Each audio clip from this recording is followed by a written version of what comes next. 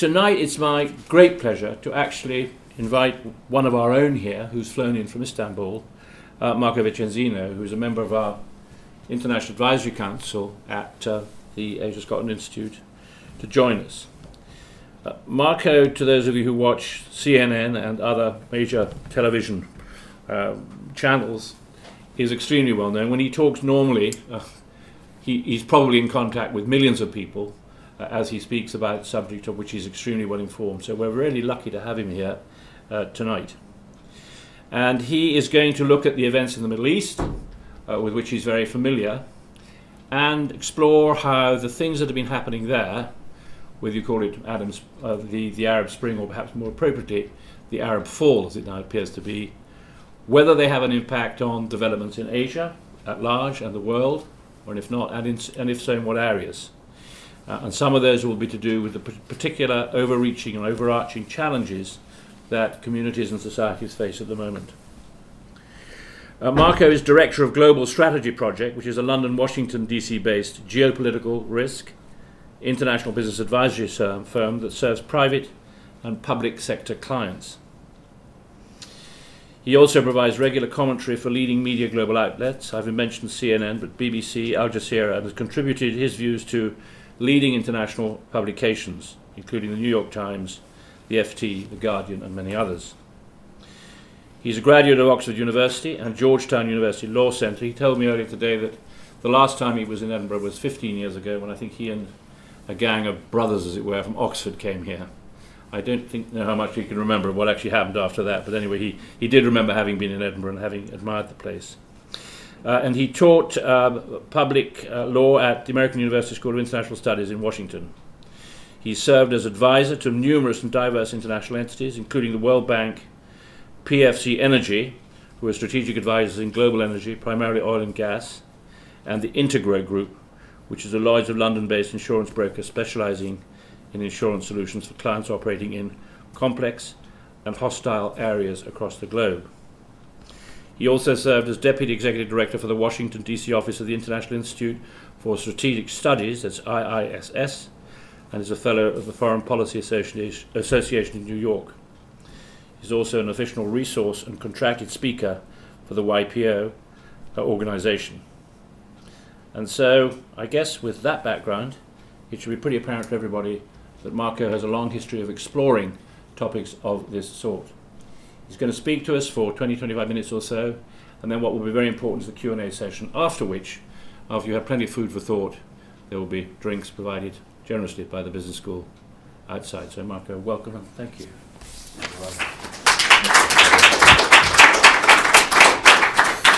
Thank you. Firstly, I'd like to thank Roddy Gow, founder of the Asia-Scotland Institute, for his vision. And it's an honor also to be on the International Advisory Board since the very inception of the Asia-Scotland Institute.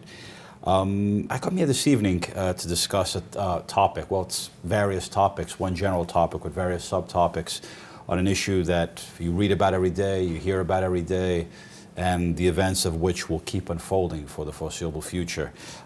In some places in the region, the Middle East, stories will be more positive. In other areas and within the region, the continuous negative news, I think, will be increasing in certain specific places, which I will address during this speech, during this presentation. As Roddy said, I'll speak for about 20, maximum 25 minutes, and then we can have a Q&A session. And during the Q&A session, any questions that you may have specifically on the topic, or maybe something beyond that is not mentioned, I'd be more than willing to answer. And also during the session, during the drink session, if you have any further questions then, I'd be more than willing to speak to you. As we begin this topic, one thing I think we should bear in mind throughout this presentation is the importance of history, understanding well what happened in the past, not just in the immediate past, but even beyond that, even going back to the 1600s, to understand the region today and the relations between the external powers and those forces within the region itself. From a Western perspective, we look at it as a key date, 1648, the Treaty of Westphalia, which ended the 30 Years' War on which is present-day Germany. It was a bloody war. According to certain estimates, about 1/3 of the population of that area was wiped out during that conflict, which was pitting generally Protestants against Catholics. And with the signing of the Treaty of Westphalia, many consider that to be the birth of the modern nation state, as we know it in the West and as we see it throughout other parts of the world. Other key dates throughout Western history that we see, obviously French Revolution, 1789, the end of the Napoleonic Wars, 1815, which was the Congress of Vienna, revolutions of 1848, Congress of Berlin, 1876, and one which is less than 100 years ago, but has had an enormous influence, not just in Europe, but in the Middle East and other parts of the world, which would be the Treaty of Versailles, 1918, 1919. That's one of the most critical dates. If you look at it from a Middle Eastern perspective, one key date actually goes well beyond 1648. It's a date, 1516. It was a battle outside of the area known today as Gaza between Ottoman Turks and the Mamelukes. And it was during that battle, which was won by the Ottomans, which began an entire new period for the next 400 years in Middle Eastern history. Before this year, before 1516, generally speaking, most of the decisions that impacted the Arab world were being determined in capitals like Damascus, Baghdad, Cairo. But from that date onwards, from 1516, most decisions impacting the region would emanate predominantly from Istanbul, the capital of the Ottoman Empire. It was only at the end of the First World War, once again going back to 1918-19, which basically ended the Ottoman Empire and other empires, obviously the Russian Empire, Austro-Hungarian Empire, but specifically for the Middle East, it was the end of the Ottoman Empire, which basically, for many, was the attempt for a new beginning. The concept of nationalism, which particularly were Western, were already trickling through Arab minds in the 19th century. You had Arab writers writing about Arab nationalism, and the hopes of many in the region with the fall of the Ottoman Empire was to have a new modern Arab nation state. And obviously, at the end of the treaty, it didn't become so. From control under the Ottoman Empire, basically the region, and if we look specifically at the Levant, meaning present-day Syria, present-day Iraq, Lebanon, Israel, Palestine, Jordan, that specific area was largely carved up by the Western powers, specifically France and the United Kingdom. So we went from 1516 as most major decisions being made in Istanbul down to 1919, where largely the decisions were being made in Paris or in London. And this would carry on for 2 to 3 decades later.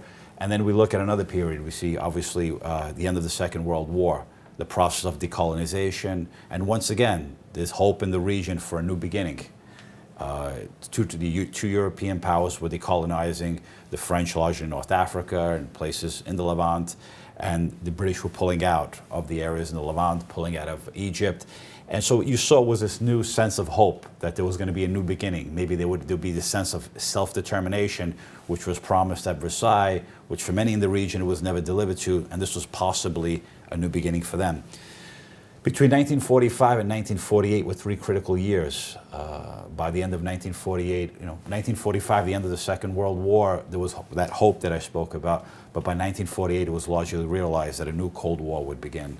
And in this new Cold War, the Middle East, although they became nation states, the hope of democratic systems, of new systems, of that self-determination would be overshadowed by an era of strongmen. Mostly of the military brand of types. You had obviously Nasser in Egypt, and throughout the region for the following decades, you would have these strong men ruling, and usually it would be with the help of two of the major powers, the United States and the Soviet Union. So although they had that sense of nation state in many countries throughout the Middle East, from the decision-making, the influence of external powers still continued. So we had the Ottomans from Istanbul, we had Paris and France between that area at the end of the First World War to the end of the Second World War. Now the new capitals imposing heavy influence on the region were Washington, D.C. and Moscow. So for the next 45 years, many wars, conflicts that may have been fought in the region, one can conclude them as part of the broader proxy conflicts taking place on a global scale during the Cold War. And then another key date as we look down this history, as we go down the chronology, is obviously 1989, 1990. That was the end of the Cold War. Soviet Union collapsed. Many states within the Middle East that the Soviet Union had been supporting no longer had that support. So there was a whole new field that opened up. I remember also in it was the summer of 1989, you had the invasion of Iraq, Saddam Hussein's invasion of Kuwait, which opened up a whole new door to events in the region. Obviously, that war, as we know it, to the West is the Gulf War, although there were several other Gulf Wars. From the American perspective, it was known as the First Gulf War, 1990. It was a quick war, it was a fast war. Within 3 days, basically, Saddam's forces were defeated, and that opened up a whole new chapter in the Middle East, whereby from Washington and Moscow largely influencing policy in the region, it became predominantly Washington. We saw a new unilateral world emerging after that war in the 1990s. The critical date after that would obviously be, at least from an American perspective, would be 9/11, September 11th, 2001. For many within the United States and for many in Washington, this radically changed their view of the world. But for many on the outside world, looking at the United States, it didn't necessarily change their perception. So you had a quite contrasting differences between the capital in Washington and many other places around the world. And since then, you could say that there was that unilateral world that was predominant in the 1990s, from my perspective, was not a natural state of being. It couldn't last too long. You couldn't have one state being the main power. So when you have that first decade of the 21st century, you have obviously, like I said, 9/11 and its fallout, the invasion of Iraq, and many other factors at play. But also what you had during that first decade is which people tend to oversee or to overlook, probably a more accurate word, is the fact that that first decade of the 20th century, you had the emergence of new powers. So from a bipolar world, from 1945 to 1990, these are just broad general dates. 1990 is a unipolar world. By the time you reach the first decade of the 20th century, you see the emergence. Some may use the word multipolar world, but for me personally, the word multipolar smacks of the last quarter of the 19th century when you had the European powers, when it was called a multipolar world. I like to call it more of a multicentric world was emerging. Why multicentric? Because it goes beyond the nation state. There were several other centers of power, non-state actors. Remember, that event on September 11th of 2011 wasn't committed by a nation state. It was committed by a non-state actor. So the importance of, and non-state actor, it can be many different types. It can be ranging from an NGO to a large multinational, such as a Shell or an ExxonMobil, that their revenues far outnumber the income of many states around the world. So you're looking at I'm not saying that the traditional nation state will still continue to predominate in history. I strongly believe that, but you have the emergence of these new centers of power, non-state actors. And like I said, it can be anything ranging from a terrorist organization to a multinational to an NGO that can make a declaration. Just one example of it, Transparency International, I believe they're based out of Berlin, has its annual index. And they'll say, what are the most corrupt nations in the world? That annual index can actually impact the economies of countries and regions on foreign direct investment. So when I say non-state actor, it's a broad array of players that are emerging, and particularly during the first decade of the 20th century, and it'll keep evolving and growing more complex. Obviously, with the spread of the internet, technology, it becomes a far more complicated world with various multi-centers of powers that will continue to emerge and evolve. Now, when obviously this is about the Middle East, I don't want to go too beyond, but the reason I'm making all this, just providing this background, is so we can better understand what happened in the Middle East. So after 9/11, you had the invasions of Afghanistan, the wars in Iraq. Another thing is the 2008 crisis was a big, for the traditional power paradigm. It further created instability and uncertainty and new forces emerging. You see the shift of money going from west to east. It's a world in flux. Traditionally, when I gave those dates, like for example, 1815, 1876, 1918, 1990, what would happen is that a paradigm would prevail for a certain amount of time, sometimes 20, 30, 40, sometimes 50 years. In the case of the Cold War, it was 45 years generally.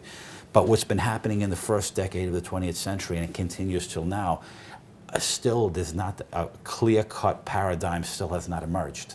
You still, and this uncertainty can continue for the foreseeable future, which makes this part of our century much different from the past.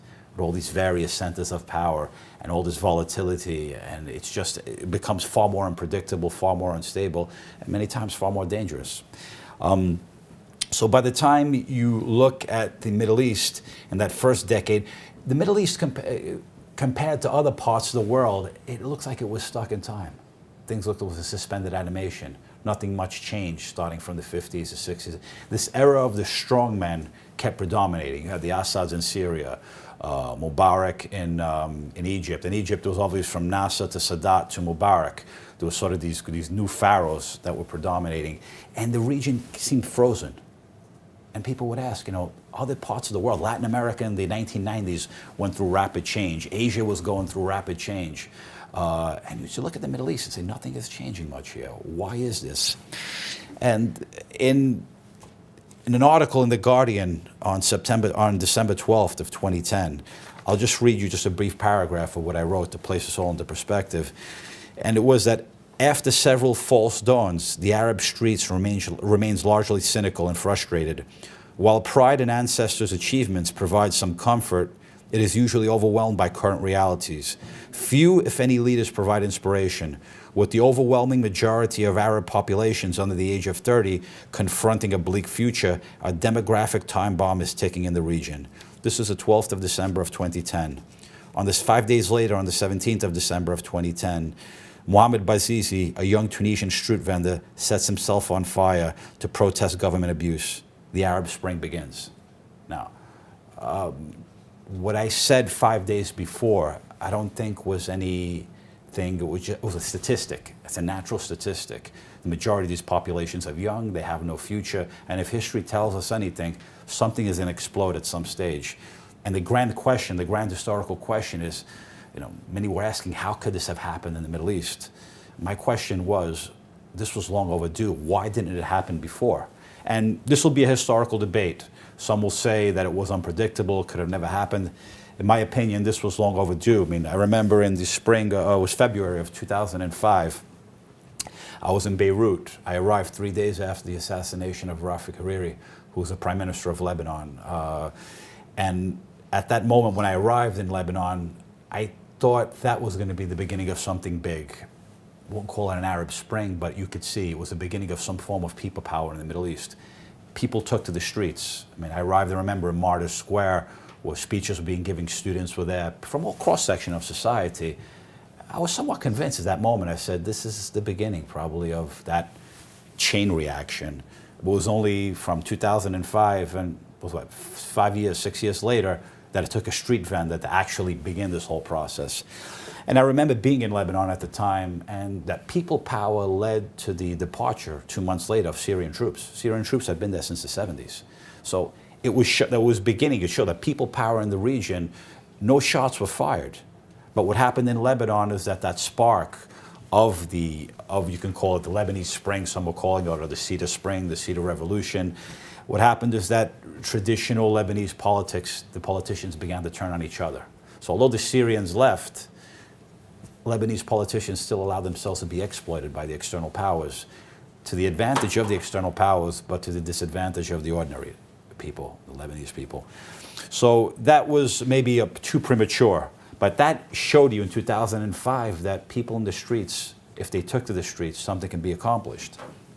Now, if you look at some of the powers, if you look, for example, beyond the region itself, and people, how do they look at it? The word spring was used, and Roddy said, what's been heard is it a fall?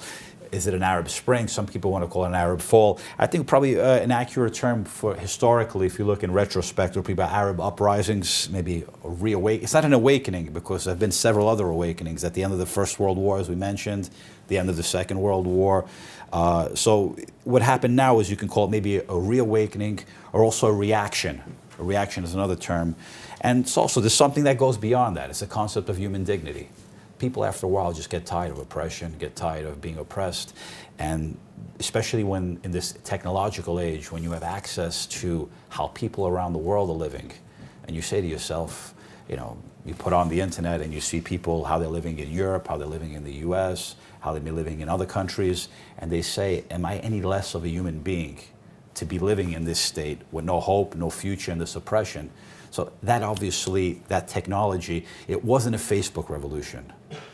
The social media were tools, they were instruments, they were critical enablers to make this happen. They may have accelerated the process, but this was something that was brewing from the bottom up for a very long time. And it goes back to certain themes that we see happening that have emanated from this Arab awakening, from these Arab uprisings. Once again, is that politics, not only in the Middle East, but many other parts throughout the world, traditionally politics have been determined from the top down. What the Arab uprisings demonstrated is that politics now in the region and other parts are from the bottom up. The streets count, ordinary people count. The concept of the democratic age has become more of a reality. And it's not just in the Middle East, in other parts in Latin America, you see, for example, places in Africa, is that people feel now more empowered. And these critical enablers, so what shows like the social media, are playing a very important role. They're feeling to be enfranchised. They know that they can determine, they have the sense that they can determine their own future. And we saw that clearly within the Arab world after a long period of suspended animation of decades. So when you look at also, another theme is about understanding more clearly the concept of democracy. We can see these forces at play within the Middle East. And we often hear in media and through common conversation, democracy, what do people think of? Elections. And when you look at democracy, it's not just about elections. Democracy is about building the institutions of government, building the institutions of civil society, something that takes a long time, much more than a generation. It's not something that just can be created overnight. So when you look at that concept of democracy, there's many who take it as, you have to look at it maybe from two perspectives. And you see this unfolding throughout the Middle East, and particularly the perfect example is a place like Egypt, where some hold a majoritarian view of democracy. Majoritarian means that winner takes all. It's a black and white. I win 51%. Get the other 49%, push them aside. We do what we want. We're going to determine the Constitution. We're going to determine what the new institutions of government will be like. And we see that unfolding. We saw that unfold in Egypt when we had the elections in the summer of 2011, summer of 2012. And then the other view that you could call it probably more of a Western view that predominates more in Western society is a pluralistic view. That although if a majority wins, there's also the minorities that need to be respected. And you have to take into consideration what their needs are, what their benefits are, as you're creating a system, as you're creating a constitution, as you're devising new institutions of government. So you see these two views playing themselves out in places throughout the Middle East. Like I said, in Egypt, you saw a perfect example of it, whereby you had Mohamed Morsi. Some would say he was removed through a coup. Some would hold that he forced himself out of power. He just basically overdid it, and the military saved what was ever left of the democratic process. And this is going to be an ongoing debate for a very long time. But the reality was that Mr. Morsi, when he did win that election, it was a democratic election. He only won one third of the eligible voters went to actually go vote, and he won, I think it was just about between 50 and 51% of the vote, just slightly of the majority. Now, when you win slightly above 50% from one third of the eligible electorate, common sense would tell you you have no clear mandate to rule, which underscores the need to reach out further and to actually reach a consensus. And what happened was that throughout the process, as it was unfolding, this democratic process, the new parliament, the new president, and the most critical element probably was the process of devising a new constitution. A lot of these minorities, whether it was the Christian Coptic minority or liberals or the other nationalists, maybe people from the older regime, there were other groups within the country that felt disenfranchised. They weren't being included in the process. And what that largely led to is that he began more and more through his rhetoric and how he was demonstrating to govern was very much that majoritarian view, which I previously discussed. And it was not, and also elements within his own, one could call it Muslim Brotherhood, the Freedom and Justice Party. Many of the younger elements within his own party were actually opposed, would be growing, there was growing opposition to him, because once again, it's this focus on, we determine that, well, these are our needs, and this is, we're going to determine the process of doing the process of the Constitution is a perfect example how not to devise the Constitution. And in my opinion, that led to the process of his ouster. And once again, you can call it a coup. It began basically, had he been more intelligent and more skillful and reached out more, I think the events of July 4th of this year could have somewhat been avoided. But once you take that majoritarian view and you refuse to reach out, there's going to be consequences. Remember, everyone has grievances, everyone has, people want something, and other people that are against something. Everyone has to walk away from the table with at least a bit. And when you have this black and white view of the world, you can maybe create a constitution that'll last in the short term, but you're already planting the seeds for further instability into the future. And I think that's what Morsi and his inner circle were responsible for.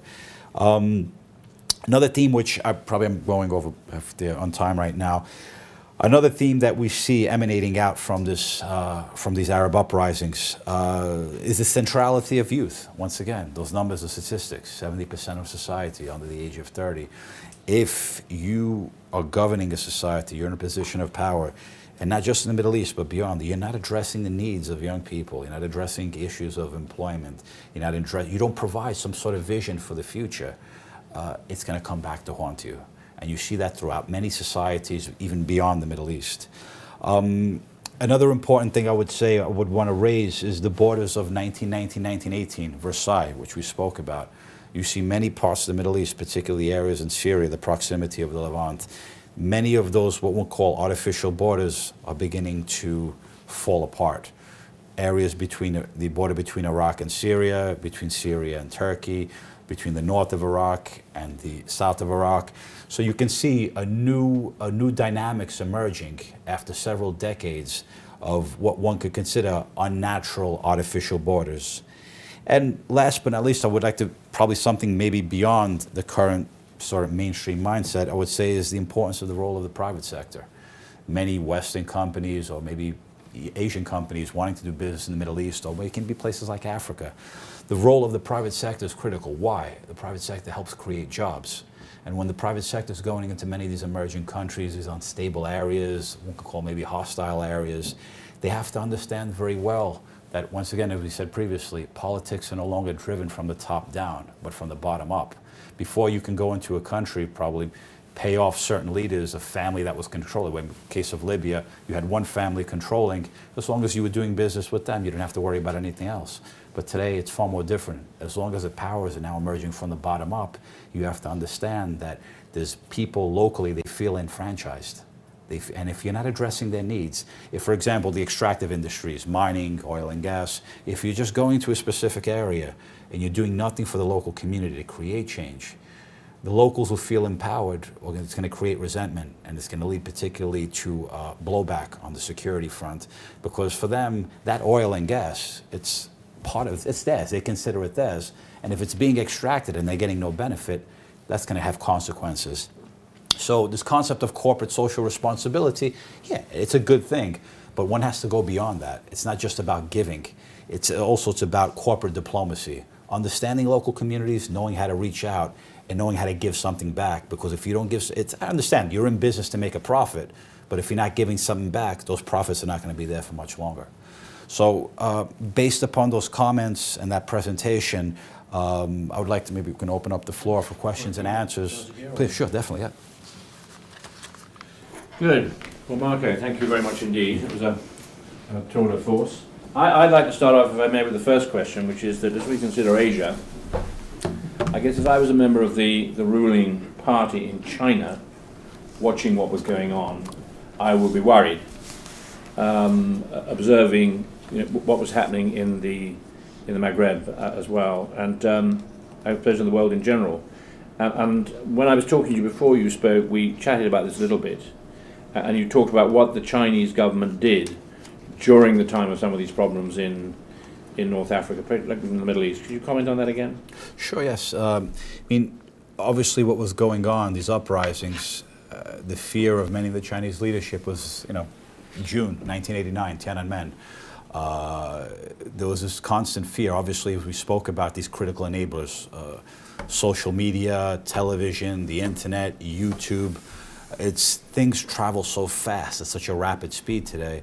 There's that constant fear that examples of external influences can have repercussions internally.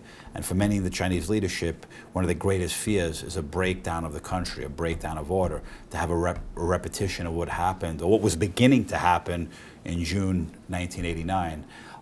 So I think in that sense, it's not just China, it's many other countries whereby the issue of separatism that have multicultural societies with different ethnic groups, different religious groups, different linguistic groups, different nationalities within their own country. Many of them begin to fear when you have these type of uprisings that took place on such a massive scale as happened within the Middle East. So once again, it's controlling, filtering what's taking place in social media is a key thing for them. And obviously, I mean, there are problems throughout the world, but China has its own problems also. Whether it's in the West, we saw in recent days some Chinese soldiers were killed in the far west of the country in the area called Xinjiang. Some would call it East Turkmenistan. There's another name that's used to refer to it. It's an ongoing thing. And even in Russia, if you look at Russia today, although the Soviet Union collapsed, the Russian Federation remains a very, very multi-ethnic place. Whether it's in the Caucasus Mountains, is a large Muslim minority of different ethnicities throughout Russia. So you see a lot of times Russia and China cooperating at the UN or in other forums whereby these issues of separatism or national identity or national self-determination for them presents a threat to their nation states. As they did over Syria, yeah. Let's open it up now for questions. If you want to say, you're not obliged to, but if you want to say who you are and sort of what direction you're coming at us from, please do. And some people might want to make statements, but if you could also, somewhere in all of that, ask a question.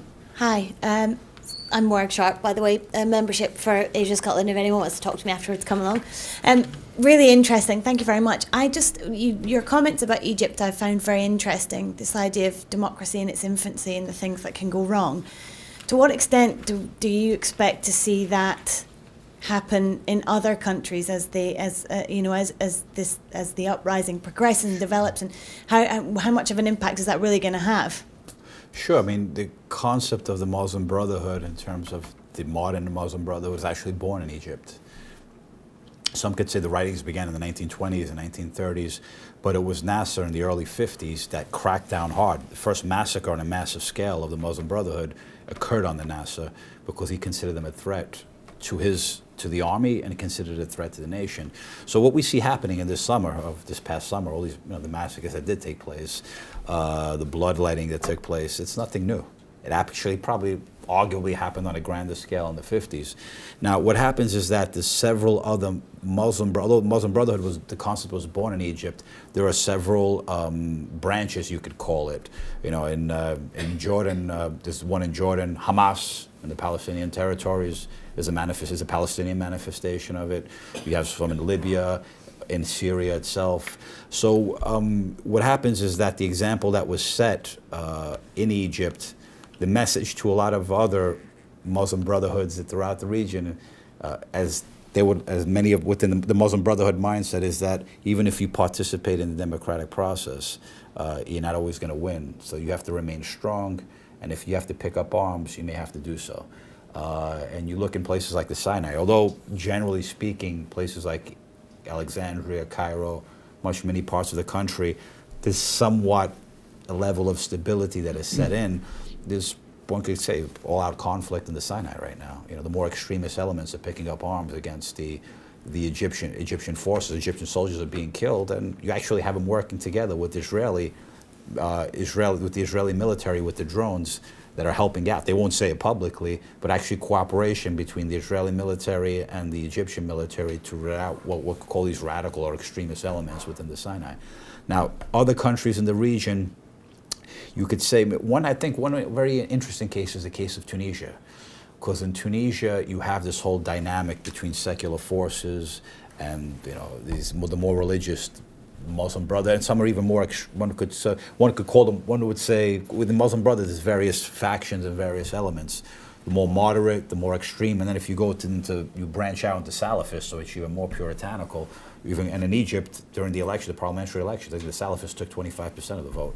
So it shows you that there's a lot of segments. It's a very, very complex situation. Now, in the case of Tunisia, you have, the Islamists won, but the secular forces still remain quite strong, quite vocal. And it reached a point where two leftist secular oppositions were assassinated in recent months. That created a reaction, and it got to a point where there was so much they saw the example of what happened in Egypt. So in Tunisia, they took a step back and they said, okay, let's form at least a technocratic temporary government of consensus, and let's not go down the road of Egypt. So you see in a place like Tunisia, lessons starting to be learned. But in other areas, I think violence is still very much possible. Tunisia may be an exception to reaching this sense of accommodation. It's an unpredictable. There's a lot of dynamics at force because, once again, as I said during the speech, the forces are not being driven by the top down. They're being driven from the bottom up, from the streets. And when politics are being driven from the streets, it becomes very much unpredictable. Gentlemen here. Thank you. Thank you. Angus Yu, a former lecturer in Stirling University and an entrepreneur at the moment. The question is to do with, you mentioned about the majoritarian view versus the pluralistic view in terms of democracy in Egypt. I think the experiment in Egypt is fascinating to a Chinese. In theory, a majority is a majority, even if it's by 0.1%, okay? And in Morsi's case, do you think, from your perspective, the deposing of him from the presidency, is that legal or illegal? And is there another way to respect the democratic process and yet, making the voice known of the other factions, the frustration, what have you, without having to go to the sort of a violent disturbance, if you like, of the civil order, so to speak? Sure. Thank you. Going back to your first question about Morsi, was it legal or illegal? Obviously, his supporters would say it was legal. He was democratically elected, and it was a coup d'etat, clear cut. That's according to support, according to many around the world, even international media. I mean, if you look at Al Jazeera, they constantly use the word coup. Other networks will say ouster. So it's once again, historically, it's going to be one of these historical questions that'll go on for decades. One argument that I support, but I should give a lot of credibility to, is the fact that Morsi himself was beginning to violate a lot. He himself, his rhetoric that he was using was a very hostile rhetoric. It was a rhetoric that was whereby violence was become permissible. Like you look at Chavez in Venezuela, for example, democratically elected, usually by big majorities. But what happened often was that he would use a rhetoric whereby he's not saying kill these people, but he's using an aggressive rhetoric which creates an environment where violence becomes permissible. And those are one of the things I think he was doing. He was constantly closing the door to during the constitutional process. The military warned them as far back as November of last year, this time a year ago, veiled, not threats, but sort of veiled statements saying, reach out to the opposition, reach out. And then when he went with his process with the referendum in December of last year, basically shoving the Constitution down the throat of the system, right then and there, the military more and more began to give veiled threats, veiled warnings. The military got what it wanted from the Constitution. Everything that they could possibly have wanted, they gave, because there was an accommodation between elements of the Muslim Brotherhood and the military. It was like what Turkey was pre-Erdogan. It was that the military, they were defenders, the guardians of the republic, and they had special status within the Constitution. That was basically the case with the new Constitution. So the military were able to keep their companies, they kept their privileges, they kept everything. So you ask yourself, if they were in such a state of, if they benefited so much of the Constitution, why did they react? Because I thought many realized that as time was going by, the instability in the country was increasing more and more, and the threat of further violence in the streets, through Morsi's action, through his statements, through his rhetoric, he wasn't bending, he wasn't proven flexible, and that came back to bite him. So I think at the end of the day, there's still the threat of a military of Sisi becoming another Mubarak. That's a reality. Although in the past week they said clearly we're having parliamentary democracies. They haven't determined the date, either February or March of 2014, and the presidential elections will be sometime in the summer of 2014. They've made it clear. I think a lot of that has to do with American support and American financial aid to calm the Americans down. But the reality of another sort of dictator or a strong man emerging in Egypt remains real. So I think Morsi, by not having reached out to the opposition, not having taken a more consensual view, actually undermined the future of Egypt. So maybe I might not have answered your question, but I think I was able to put it into perspective, I think. Question back there. Could you pass that to the gentleman there? Thank you. Thanks very much, Graham Thompson. My country of interest in Asia, as some of you know, is China. So I'll make one China comment and ask an Egypt question.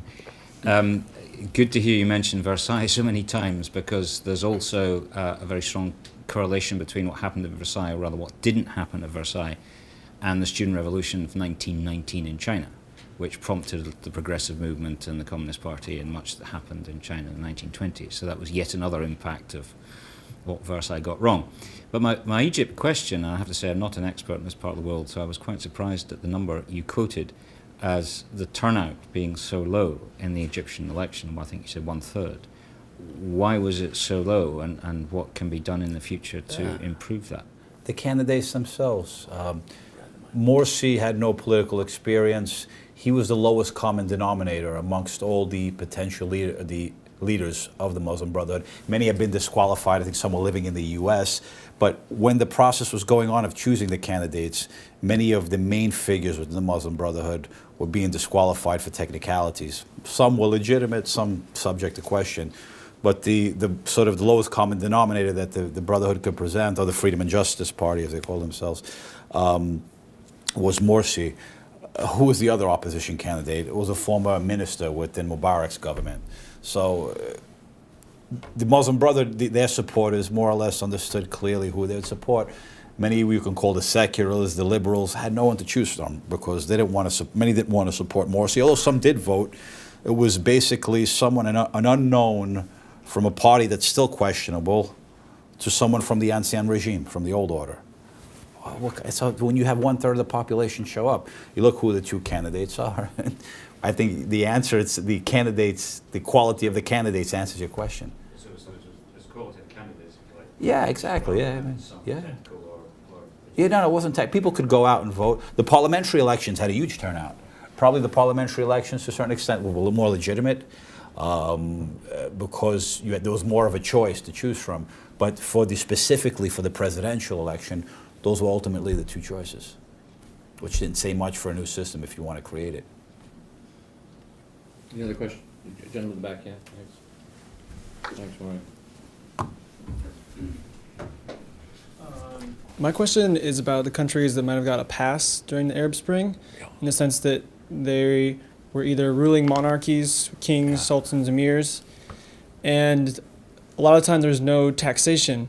And is there still the same drive for democratization if the citizens are somewhat placated in their lives? You think of Saudi Arabia, for example? Yes, exactly. Perfect. Okay, perfect. And then my second question is in countries such as Qatar that have a labor force that is predominantly outside from the country. You mentioned earlier that people will want a piece of the resources being extracted. And even though there's not, like, this is my land, this is my oil, but this is my blood, sweat, and tears, do you think there still could be a sense of revolution for those countries? Perfect. Very good question. Regarding the countries we could call the monarchies, I'll outline a few countries, and then maybe you can sort of confirm to me those are the ones you're asking about. Morocco, a monarchy. Algeria, which experienced an enormous civil war. Can call Jordan, and then the Gulf states. We can address those probably. Morocco is an example whereby you had Hassan II, who was the king of the current, the father of the current king, who ruled for several decades. He ruled with an iron fist, I mean, hard iron fist. And within the country also, you had, a minority, the Berber minority. Their cultural rights, their language was not even recognized, so you had hard rule, lack of cultural recognition some would even say that the Berbers is the largest part of the population, subject to debate. When the new king, Muhammad VI, took over from the father, he began a process of reform around 99, 2000. When he first came into power, he began to recognize the rights of the Berber minorities, began to open society, began economic development. So there was a big, big opening that took place in the late 90s under the new king. So by the time that 2008 and 2011 rolled around and all these sort of uprisings throughout the region, Morocco already began the decade before. There was an intelligent young king who understood the need for change, the need for reform. Now, in Morocco around 2004, in the middle of the decade, there was an attack, I think it was 4 or 5, there was a massive attack, a massive terrorist attack in Morocco, and that slowed down some of the process of reform. And then there was the issue of corruption also, that many ordinary Moroccans were saying, although this reform is taking place, there's there's an elite that's ruling the country that's preventing small and medium-sized businessmen from developing. And so in the second half of the decade, that wasn't a problem that was emerging. So by the time that the Arab Spring, the uprisings began in early 2011, the king understood that he had to jumpstart and even expand and accelerate that process of reform that began 10 years ago. Hence, you had the elections, you had a new government. So I would say, although the process of reform began a decade before, it was the events of early 2011 that gave the further jolt to accelerate the process of reform. Algeria, different story. Algeria, you had, in the early 90s, a civil war began. Estimates go from anywhere from 150,000 to 250,000 dead. Ordinary people. Those are between hardcore Islamists and the government itself and the military.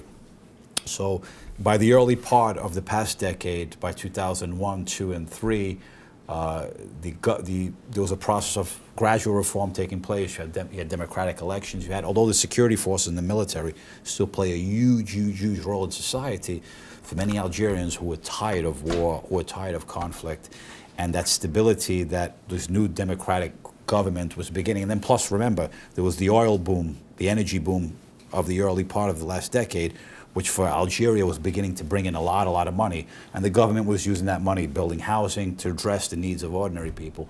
So by the time this early 2011 came along, Algeria, the ghosts of the civil war were too fresh, and plus there was stability beginning to develop. The last thing people wanted was anything revolutionary in the country.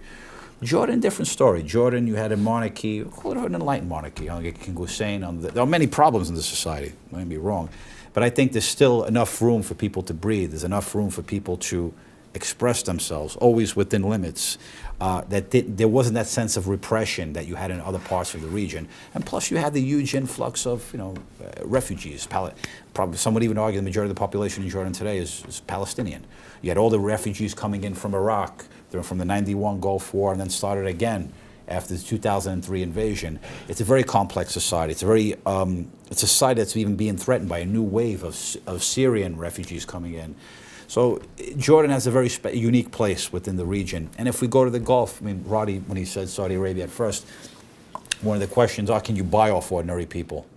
You just throw in money, create stability, and just basically shut them up. Now, there's a lot to be said for that, that policy in of itself. But I would think in the early part of the last decade, when I talked about that boom taking place, that new energy boom, a lot of money was flowing into the Gulf states.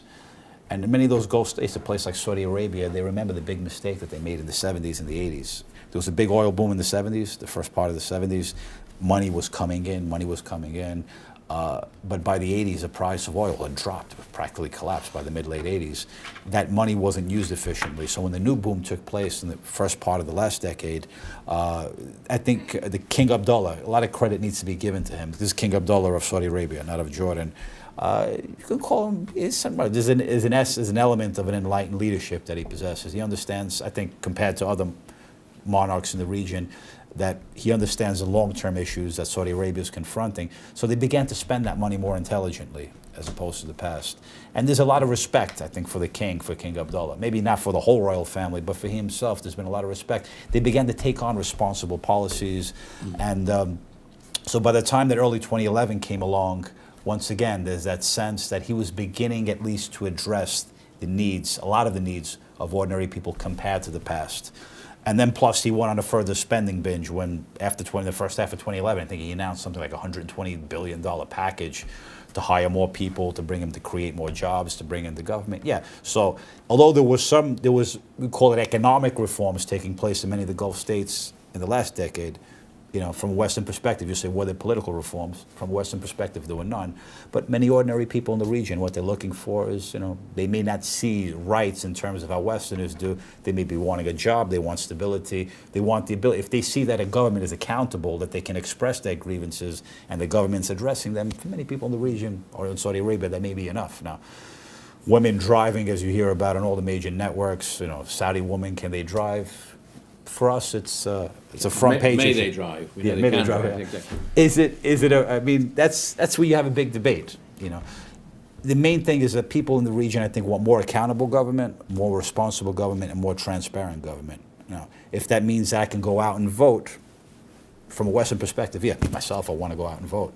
But for many people in the region, if their leadership, if the royal family is taking care of all those things, is representing responsible government, many have respect and say, I don't need to go, I can vote in the local elections for my councils. I mean, the king himself or his heir, we respect the institution of the monarchy. So that's sort of, I know it's, what I'm saying might not be fully 100% clear, but there's a lot of issues involved within this whole word of democracy, and we're dealing with these parts of the world. The gentleman in the green sweater first, and then the gentleman behind him. And your question about Qatar, I'll address it. Yeah, I'll address it also. Yeah, I have it written down here. Nick Williams. I work in resilience, so the ability for companies and individuals to get through difficult times. Marco, thanks very much. Found your talk very interesting. My question is about the straight lines that you have, thanks to the Scramble for Africa, thanks to division of Versailles and most of the Arabian Peninsula, and even the stands from the ex-USSR. How or whether they are likely to change or not in the future, given that we've got such different centres of power now. Sure. We have nation states in Arabian Peninsula which are very, very strong, the Arab princes, for example, and we've got still our existing powers, USSR, China, and America being very strong. Do you see them changing? Thank you. The ghosts of 1919 still haunt us and will continue to haunt us. A lot of times when you have the births of new nation states, much of it is based upon geopolitical convenience and what, you know, so can you maintain consistency throughout this process? Extremely difficult. I mean, look at the cases here in Europe.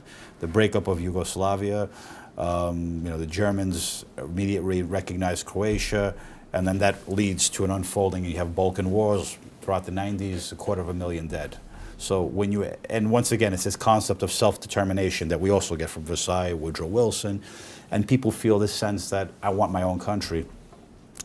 And it's a very, very complicated issue. And if you look at the case of, you know, Kosovo, for example, Kosovo is probably one of the best examples where you have European states divided. Now, it's probably as time is going by, it'll eventually get from all the international community some form of recognition as a state.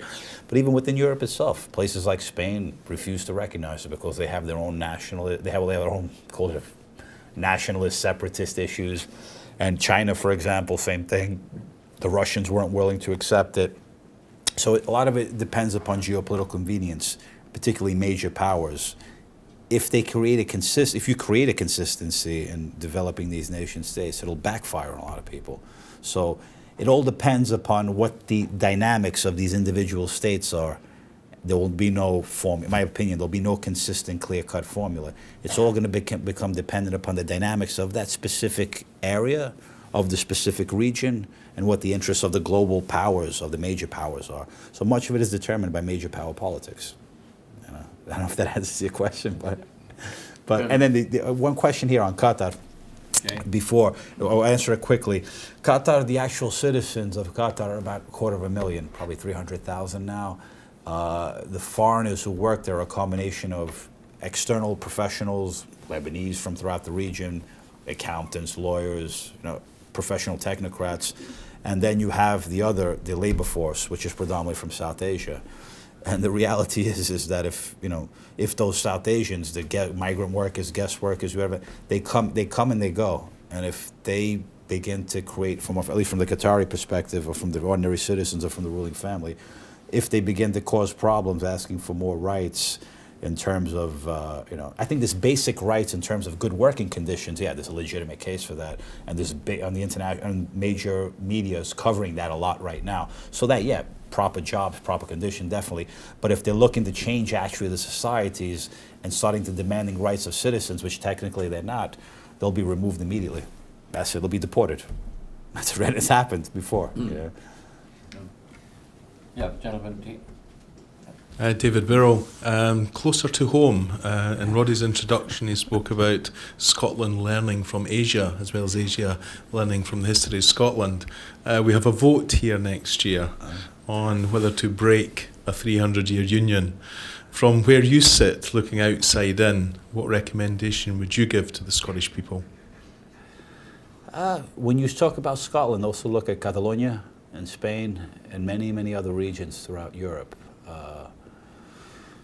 When you answer that question, you don't just look at Scotland within the Act of Union or within Great Britain. You have to also look at Scotland within the European Union. It's a new reality that didn't exist before recent decades. So when you look at Scotland, there's also the question to ask is that if you exit if there is a vote for independence, does that give you an automatic right to join the European Union, or are you going to have to reapply? And this is the same argument that applies to Catalonia and other parts of Europe. So there's constitutional questions at stake here. It's a very ambiguous area. From my perspective, when I spoke about during the presentation, the importance of people feeling empowered locally. And we see that in many parts, not just in the developing world, even in the developed world. People want to have local government be more accountable for their needs. So people here may not be looking to London, they might even be looking to Brussels, they're just looking to Edinburgh.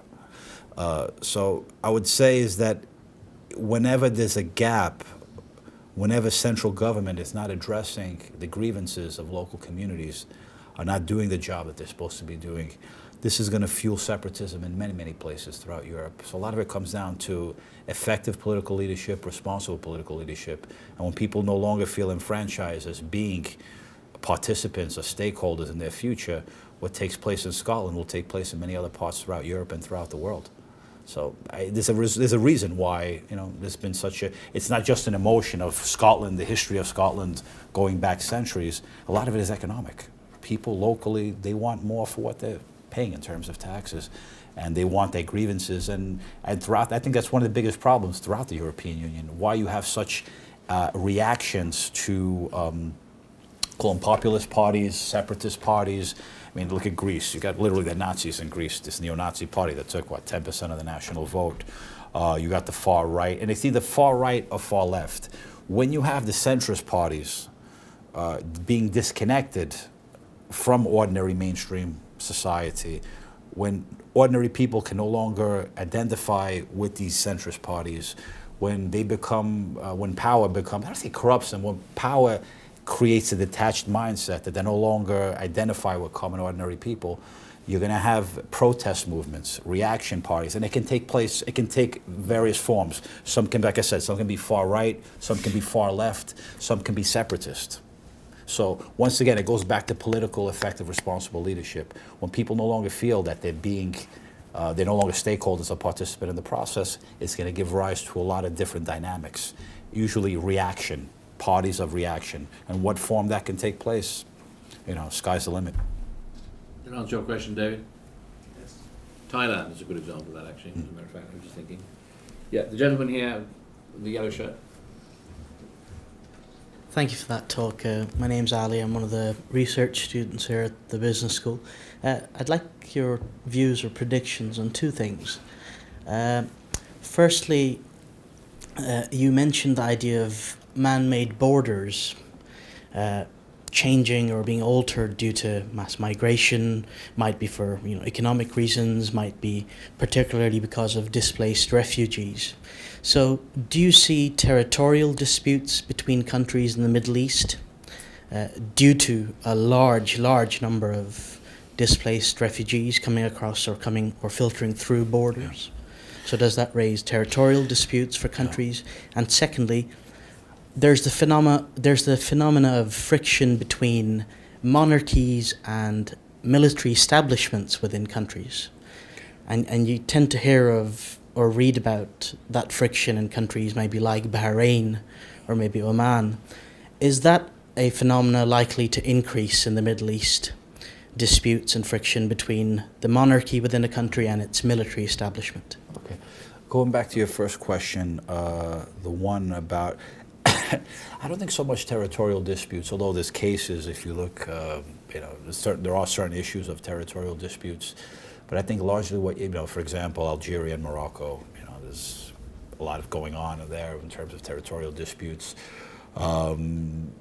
But I think most of the disputes will assume more of and you can see it, a sectarian dimension. What you see taking place in Syria now is, like, for example, during the Spanish Civil War, 1936 to 1940, you had two sides, one supporting the right, one supporting leftists and rightists from around the world, like volunteers, going into Spain to fight this battle. It went beyond Spain. It was an ideological thing.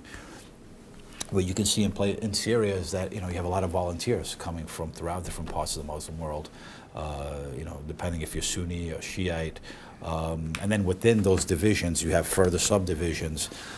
So you can have people. You have volunteers fighting in Syria from the British Isles, France.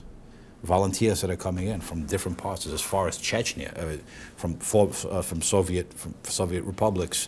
Sorry, from the Russian Republic, from the Russian Federation, people coming in to fight in Syria. So Syria is no longer just about Assad. It's gone way, way beyond that. The implications even go beyond the region. So I would say in the Middle East, the issue of sectarianism is playing a leading role. Territorial will always be an issue in certain spots in the Middle East and throughout. But by territorial, I should have referred to countries making formal applications to maybe UN bodies or, according to international law, wanting borders redefined or rechopped. I don't think they would go to that stage, because once they hit the Security Council in particular, there'll immediately be a Chinese and Russian abstention for the reasons we spoke about before, the issues of separatism. But what you can see is de facto borders rising. For example, look at the perfect case. Look at Syria. Look at the northeast of Syria, the Kurdish areas of northeast Syria. Last week they declared themselves to be Western Kurdistan. Northern Iraq from the rest of the country. Northern Iraq, Kurdistan, we can call it. Kurdistan, which, obviously you have the PKK fighting the Turkish government from the 70s, over 40,000 dead.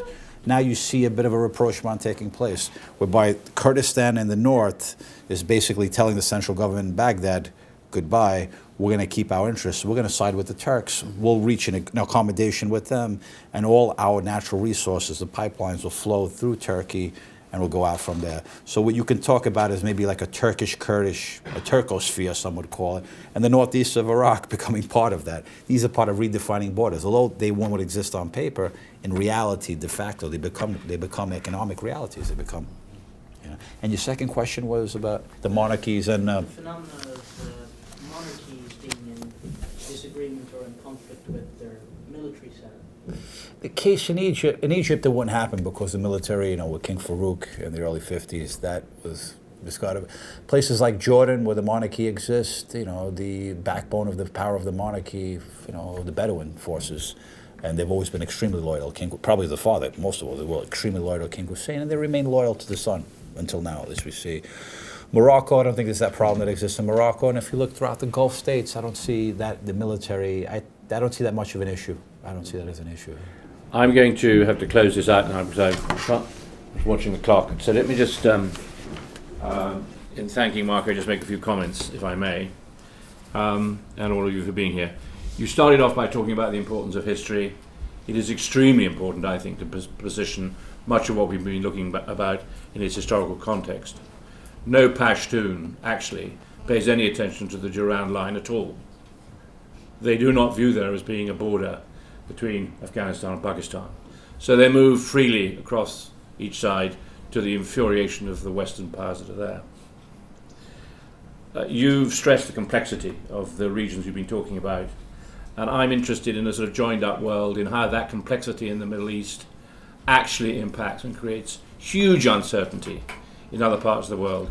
Whether, like David, you're a businessman trying to do business in Asia, or if you are a student of politics trying to understand what is going to happen, life has not got any easier. I was very intrigued that when the World Economic Forum met in Davos, shortly before the so-called Arab Spring broke out, it wasn't on the agenda. Nobody talked about it, and it was as if the whole world was taken completely by surprise. And it was Condoleezza Rice who subsequently said, when she was Secretary of State in the United States of America, we should have spent less time worrying about Western models of democracy and more time engaging with and understanding fundamentally the dictators in that part of the world. And I guess I would also say that the great comment of the professional pessimist in life, that guy who said, I've been a pessimist all my life and I've rarely been proved wrong. So think about it. You've given us a lot to think about, Marco. Thank you very much indeed. Those of you who haven't had a chance to ask questions, please do so over a glass of wine. Those of you that have participated and asked, thank you very much indeed. And join together your hands in thanking Marco for being with us tonight. Thank you.